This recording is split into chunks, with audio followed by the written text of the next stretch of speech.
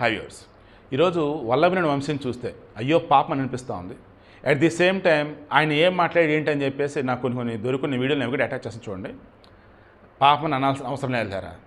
ఒకప్పుడు ఎంత దారుణంగా మాట్లాడి లోకేష్ గురించి, చంద్రబాబు గురించి, ఇప్పుడు ఇలాగే ఉండిద్దేమోలే. ఎందుకంటే ఆయన తప్పు చేశాడు కాబట్టి పోలీసులు ఆధారాలు సహా కోర్టు ముందు ప్రవేశపెడుతున్నారు. కోర్టులు కూడా బెయిల్ ఇవ్వాలి లేదన్నప్పుడు ఆలోచిస్తున్నారు కదా. ఇంకేం మాట్లాడదు కాదు. పాపం ఆయన హెల్త్ ఇష్యూస్, నిజం ఈ విషయం పాపం అన్నాడండి. శత్రువు అయినా సరే అయ్యో హెల్త్ ఇష్యూతో ఇబ్బంది పడుతున్నాడా పాపం, జైల్లోనే అనిపించింది కదా. అల్లరి మనిషి నాకు శత్రువు కదా పాపం. గతంలో ఒక వైసీపీ తరఫున పొలిటీషియన్ ఇప్పుడు వైసీపీలో ఉన్నాడు అనుకుంటే లేకపోతే పట్టించుకోవట్లే. విషయం ఏంటి పాపం, ఇండైరెక్ట్గా కొంతమంది అంటున్నది ఏంటంటే వల్లభనేని వంశీ బయటికి రెడ్డు లోపల చనిపోతాడు రా అని చెప్పి ఒక మేము కూడా వైరల్ చేస్తున్నారు. ఏమని, ఒరే నా మీద కేసులా, నా పెద్ద కర్మ కూడా జైల్లోనే చేశాను రా అని చెప్పేసి అని అంటున్నట్టుగా మీమ్స్ వైరల్ చేస్తున్నారు. క్రాస్ చెక్ చేశారు, మరలా ఏదో కేసు నమోదైంది. ఇది ఏకంగా 100 కోట్ల పైనే ఉంది. ఏంటంటే వల్లభనేని వంశీ టీడీపీలో ఉన్నప్పుడు లేదా వైసీపీలో ఉన్నప్పుడు దొరికినట్టుగా land scams, real estate scams, ఇంకా వాళ్ళని బెదిరీటాలు నానా హడావుడి చేశాడంట. అవన్నీ బయటకు వస్తున్నాయి. దారుణం ఉంది. ఇప్పుడు పొజిషన్ అయితే పాపం అతను కొడాలని అని అతనేమో చక్కగా ఆపరేషన్ చేయించుకొని నీట్గా శుభ్రంగా ఉన్నాడు. ఓహో త్వరలో అరెస్ట్ అవుతావు కదా, జైల్లో ఉండాలి కదా, అప్పుడు ఎందుకు లేనిపోయిన సమస్యలు అని చెప్పేసి ఇప్పుడు నీట్గా ఆరోగ్యంగా తయారయ్యావా, సర్లేమ్మా త్వరలో ఇంటి కూడా అరెస్ట్ చేస్తారు, రెడీగా ఉండమని చెప్పేసి ఆయన అంటున్నారు.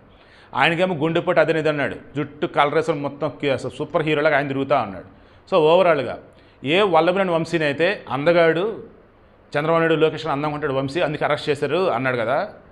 ఆ వంశీని విడిపించడానికి కనీసం జగన్ ఎఫర్ట్స్ పెడతాడు. ఎందుకు ఏంటంటే వల్లభనేని వంశీ వచ్చేసి కమ్మ, ఇతను రెడ్డి. కమ్మ వాళ్ళని వాడుకోవాలి, ఆడుకోవాలి, అంతే తప్ప కాపాడొద్దు అనేది డిసైడ్ అయినట్టుగా ఉన్నాడు. అదేమంటే గతంలో వైసీపీ హయాంలో టీడీపీలో ఉన్నటువంటి రెడ్లని అందరూ కూడా నానా రకాలకి జగన్మోహన్ రెడ్డి ఇబ్బంది పెడితే ఒక్కళ్ళ నోరెత్తల.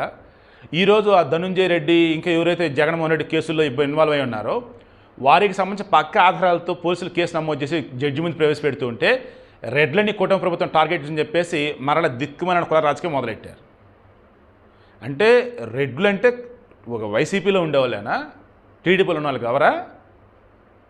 అండ్ నొప్పి అంటే ఒక వైసీపీకి ఉండదా, టీడీపీకి ఉండదా? రూల్స్ అన్నవి ఒక టీడీపీకి అప్లై అయితే వైసీపీకి అప్లై కావా?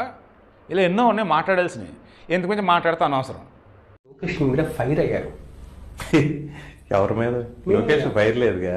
అంటే అంటే హిందీలో ఏదో ఫైర్ అని ఒక సినిమా ఉంది, మరి ఈ ఫైర్ ఏంటి? లోకేష్కి అయితే ఫైర్ లేదు. నాకే టీవీ వాళ్ళు ఊరికే వేస్తూ ఉంటారు.